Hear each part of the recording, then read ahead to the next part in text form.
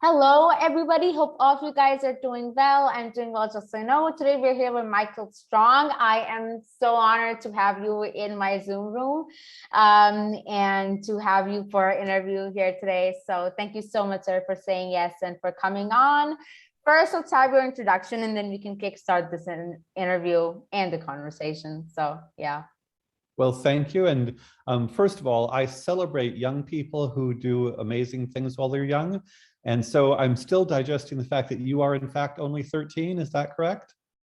Well, I just turned 14 a couple of days ago, so. Okay.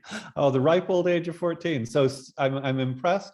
And you are a model for the kind of maturity, responsibility, and initiative that I want many, many young people to take. So it's a pleasure also to be speaking with you, who is an exemplary kind of young person that I want to spread that initiative, responsibility, maturity around the world.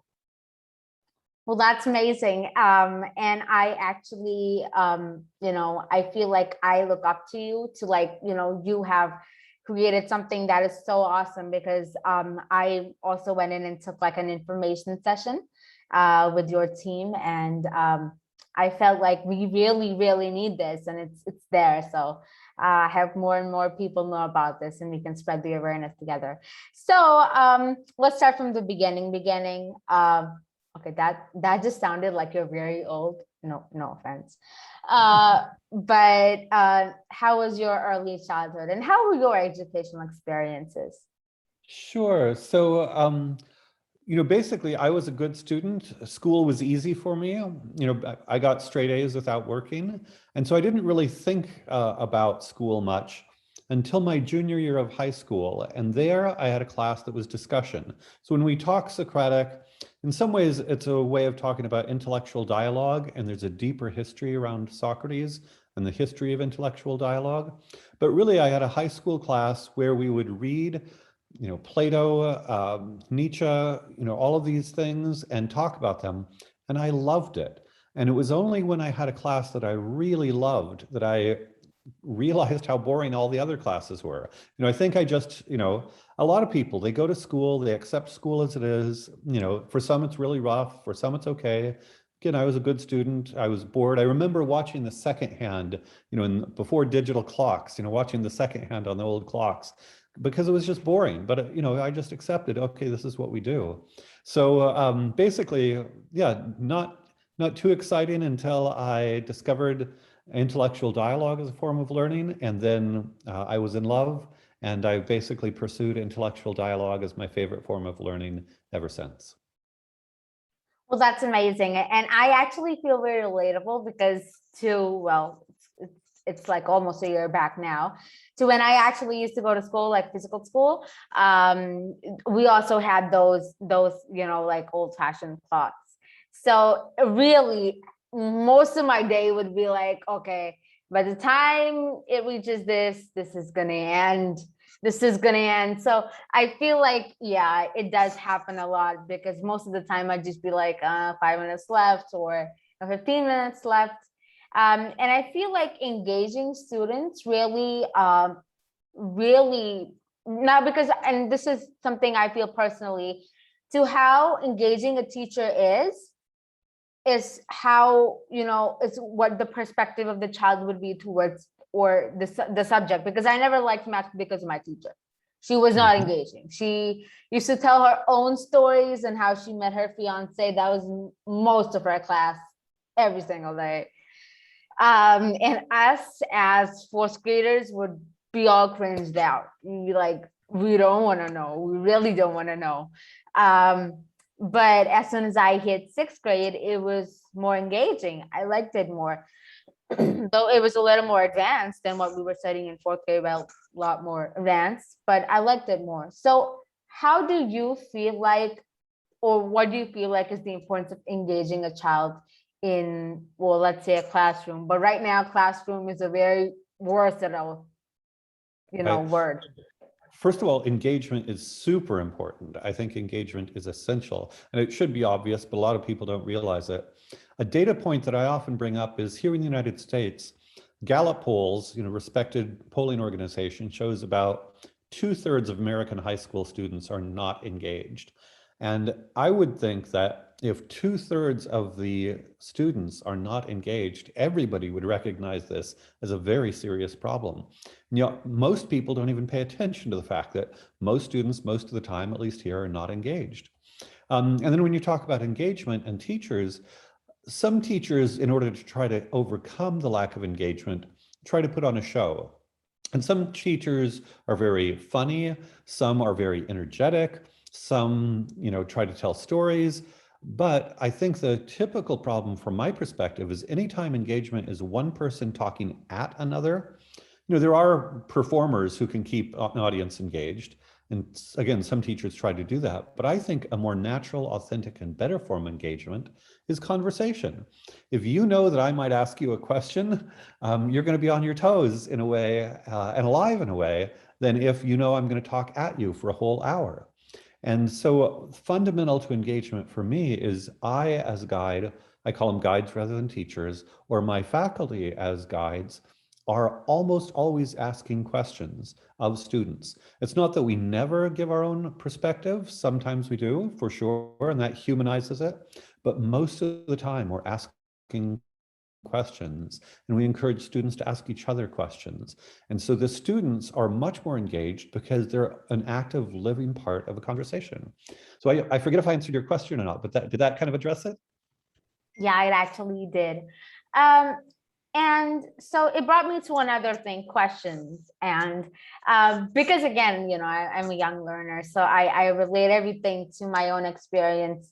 The main thing when I actually decided to switch to a unique school, and we're on the search and everything, it was because I developed a habit of asking whenever we learn something new. I'd be like, why am I learning this? Like, how will I utilize it? That was my main point.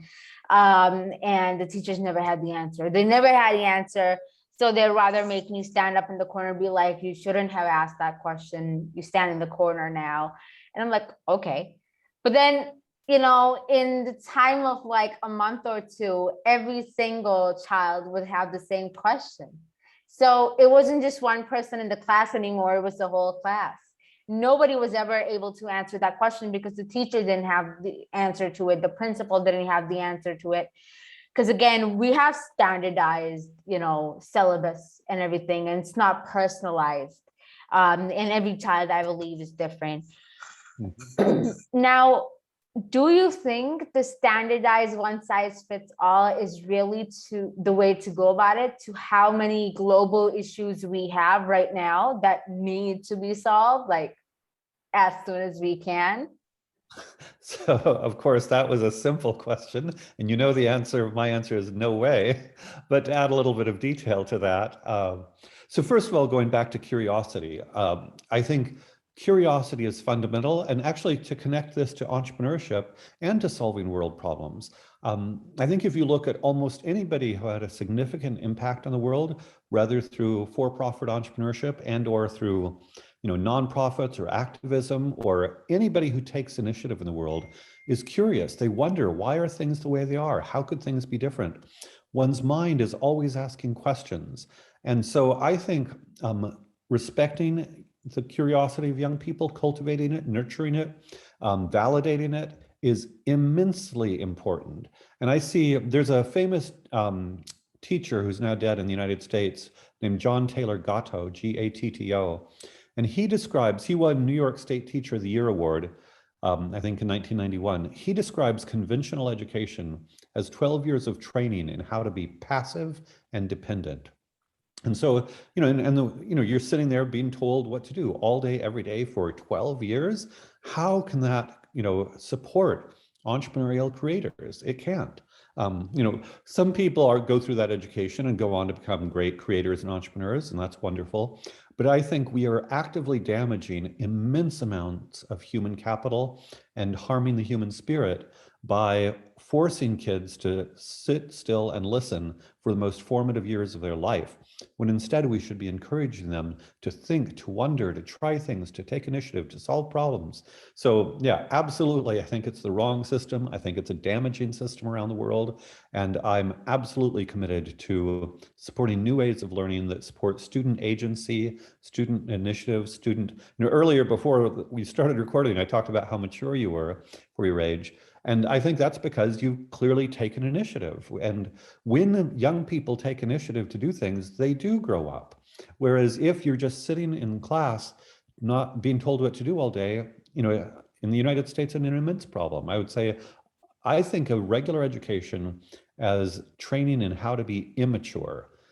So again, I can rant on and on and on, but I see standard model of education as actively damaging to an immense percentage of children around the world, and we need to switch it as quickly as possible. Yeah, that is very right. And I feel like I hate to generalize, but to what the standard education is in many parts of the world. I'm speaking mainly of what I know better, and that is the whole Pakistani system. It is just that we're not preparing for our youth to, take that initiative, to have that courage, to then move on and solve our problems. And there are many, the water problem, the climate problem, and then, it just goes on and on and on.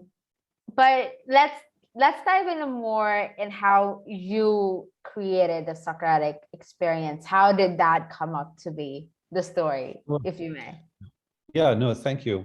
So going way back again, after taking this course in high school, there is a college in the United States called St. John's College, campuses in Annapolis, Maryland, and Santa Fe, New Mexico. And there are a number of other colleges. There are 30, 40, 50 other colleges that have similar programs, but maybe St. John's is the purest version, where for 4 years, all one does is Socratic dialogue.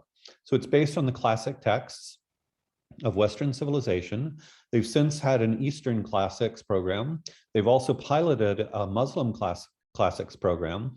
And so the idea is whatever tradition one is looking at, to go back and read and discuss these texts. And so, in the case of Western civilization, we start with the Greeks and, move forward.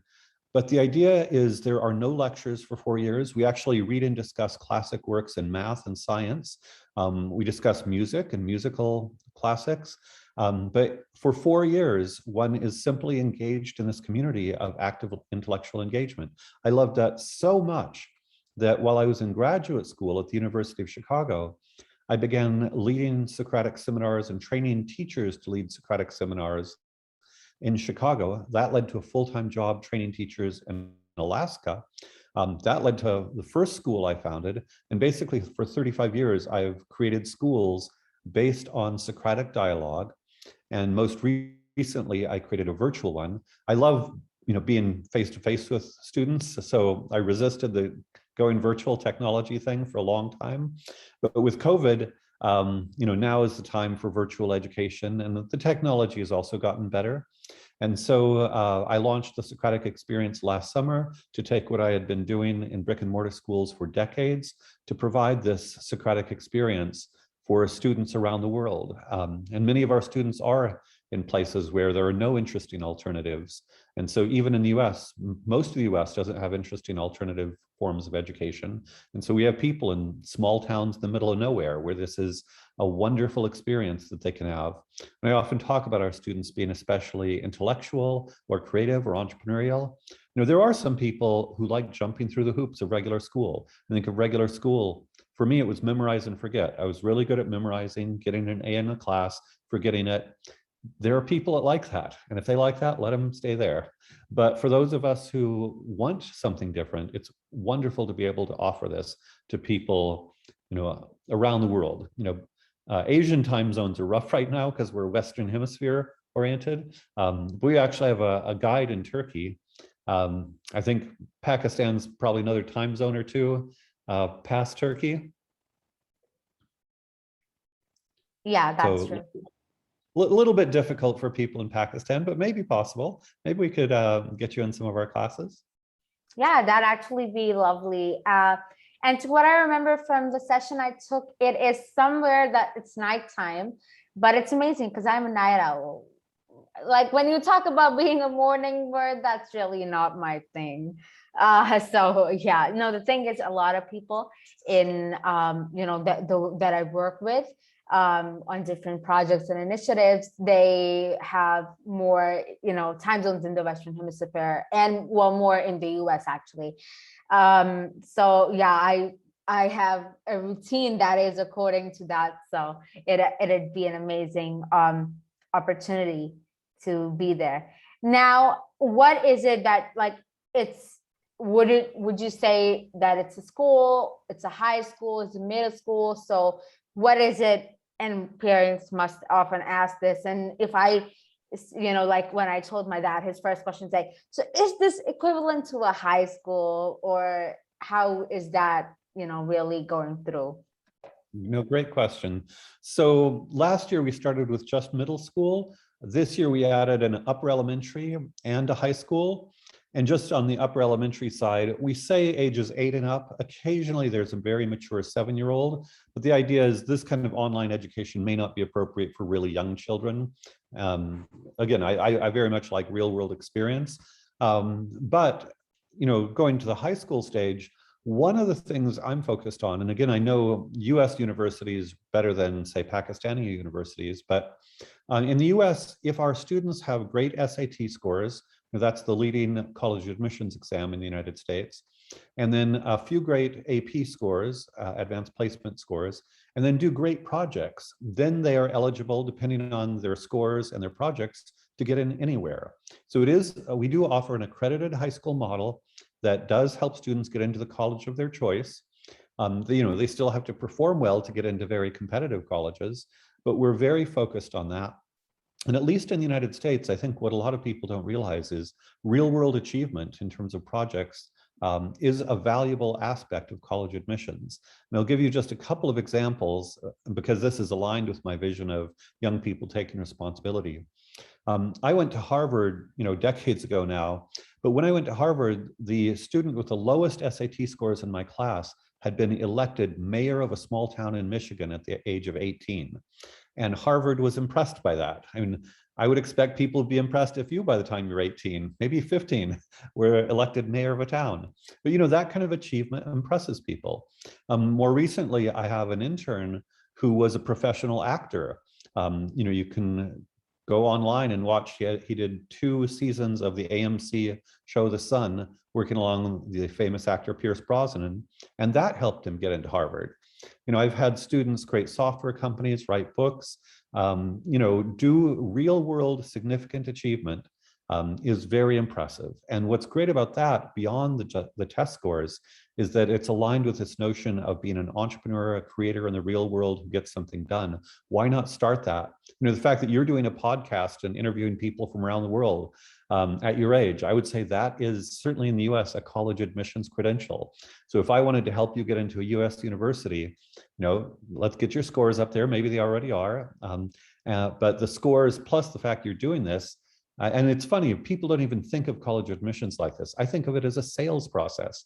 How can I sell Raheen to Stanford admissions committee?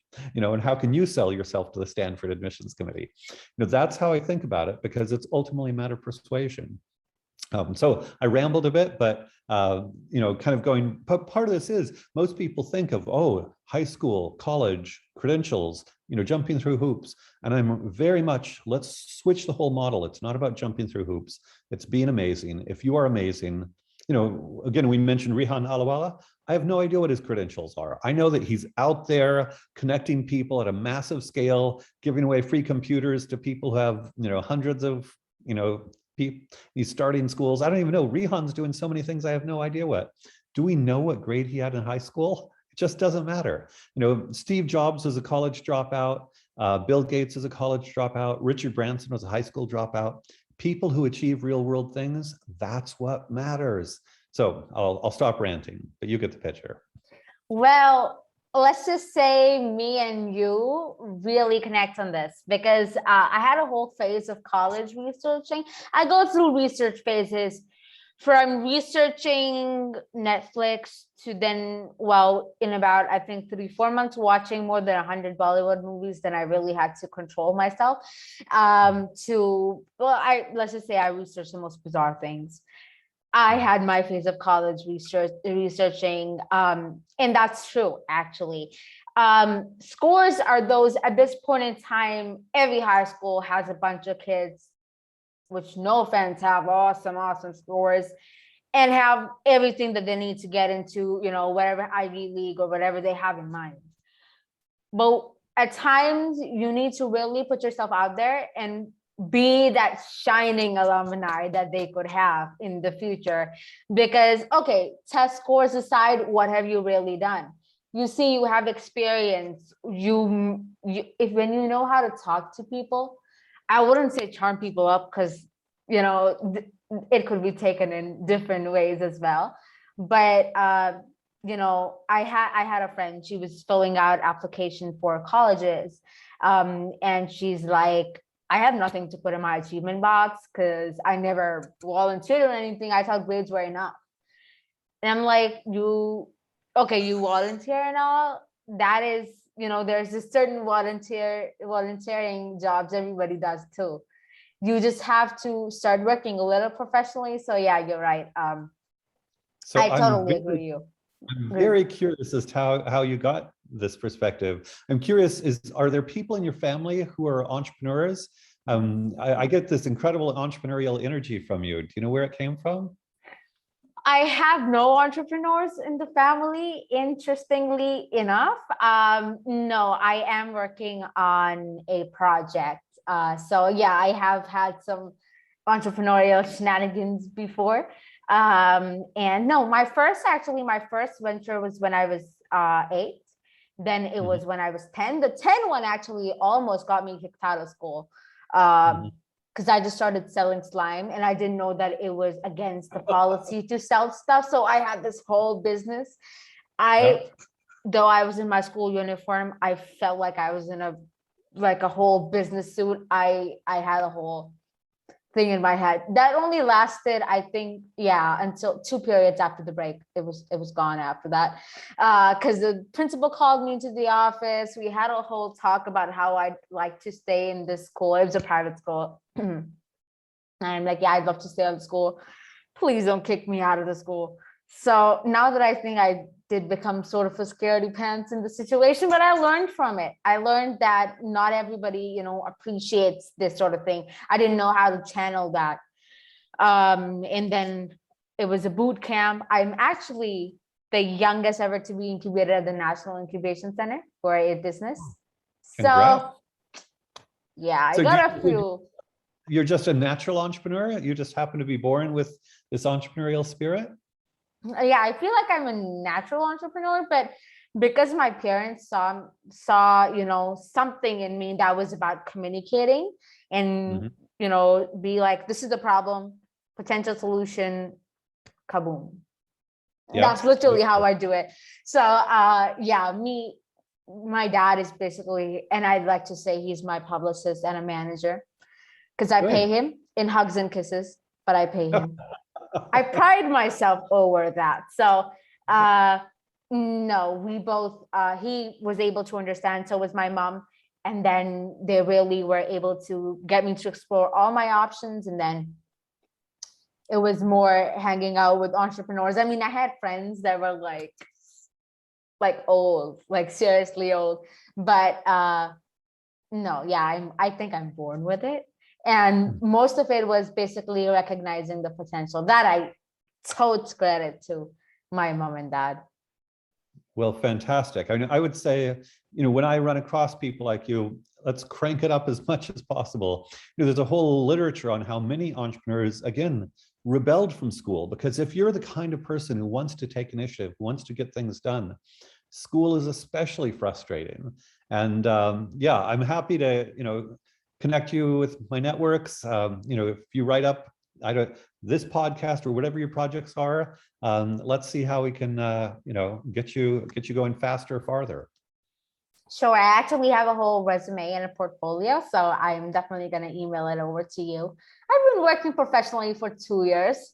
I do know a few things.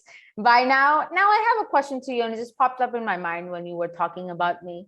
I hear a lot of, and I've had a few open dialogues about this as well. I have been talking to a lot of people, and a lot of people right now I see even around me that think and talk like all kids nowadays or teenagers nowadays don't care about what's going on around them. All they do all day is play video games and are on social media, and it's bad for them and for their mental health.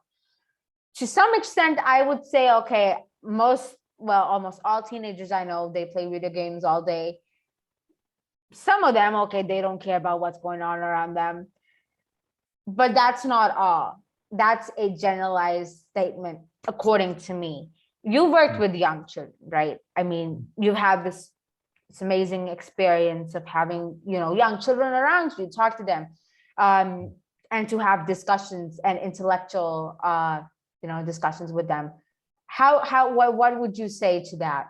Are all children do they not just care about anything around them? Well, of course, the world is a big world, and there are lots of different people and so forth.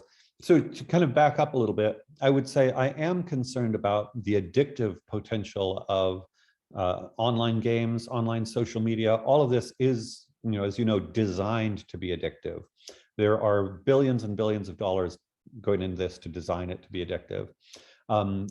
That said, I would say when certainly our students come to us because they want to do something more, and we create an environment, I think interpersonal relationships where humans are made to talk, human beings, we're about talking. And so once we create a community where people can talk about their projects and think about what they want to do, then of course, they're more than happy to continue doing that. And I think a lot of people crave connection, they crave responsibility, they do want to do something in the world. And so the way I see it is there's school, which trains them to be passive, which is a bad thing. Then on top of that, you put addictive technology. I've seen surveys of teens in America that show that the average teen is online about 8 to 9 hours a day. If they're going to school for 6 or 7 hours a day, even without things like, eating meals, they don't have any time to sleep. Basically, online activity plus school plus sleep crowds out anything else. But I think the problem is we need to create more spaces, whether they're schools or others. Incubators are fabulous, clubs, lots of different ways where we as humans can reconnect as humans and do that. So underneath that all, I would say there's a huge appetite for humans, including teens, to connect, to do things, to take initiative, to care about the world. And that between school and technology, that human appetite, which is critical for happiness and well-being, for mental wellness, for all of that, is being crushed. So this is why I'm really passionate about, to use a metaphor, opening up space for these kinds of conversations, the kind of school I do, the kind of projects you're doing, because I think once people have more access to this, most kids want this in their heart of hearts, their soul of souls. But if all they have is boring school, and I know kids who say explicitly, I was addicted to video games because school was so boring and meaningless. And so, yeah, I kind of blame school and the addictive things, and let's push back to get to that underlying caring about the world, connecting with people, making a difference. Yeah, that's amazing. Well, I am young adult myself. And again, a lot of my friends are way over my age, but I do have, some friends that again are teenagers like me, maybe like a little younger, a little older than me. And I work with actually people that are under 18 as well, with my initiatives that are on peace and on the love, care, and respect of children around the world. So we have open discussions and open dialogues, and we arrange a lot of things. Like the theme for this year was, how do we build the world that works for all? So we were able to see some very, very cool intergenerational open dialogues with people from all races and all countries, all professional backgrounds, just coming in, diving in on the topic of how do we build the world that works for all. And I think we did have some collaborations pop up right there as well. That is taking action towards it. So that was amazing. But I feel like teenagers, they made, just like you said, more comfortable spaces where they can communicate to each other without, getting judged. Because, bullying is very common nowadays. So even if you want to speak up at school, it takes, because I've been bullied in school a lot because of my work too, because I used to work, so people are like, well, you're that smart, know-it-all. So it hurts when you know that you are one. So right. Well, and again, I think part of the bullying, I think when kids are then happy, when human beings are unhappy, they're more likely to be mean to other people. It's not that everything's sweetness and light if people are happy. Humans will always disagree with each other. But I also think the misery of school exacerbates the propensity to be a bully. And so, in my schools, we have very, very, very little of anything that might be called bullying, because again, people are active doing things. And, again, I think there's a whole, it's a different sort of thing, but there's a rat park experiment where this is addiction, but they would get rats addicted to cocaine, and they would be horrible, but then they let them out into a park where they had nature and they could live natural rat lives, and then they no longer did the cocaine. I think so many problems with our society are when we cage people, and I see school as a cage, and of course it's like a prison. Prisons are horrible places. People are mean to each other in prison. You force kids together when they don't want to be together, they're bored, and life is meaningless. Sadly, they'll be really mean. So I think if we get people doing purpose-driven, meaningful activities, they become healthier and better and less likely to be harmful to each other.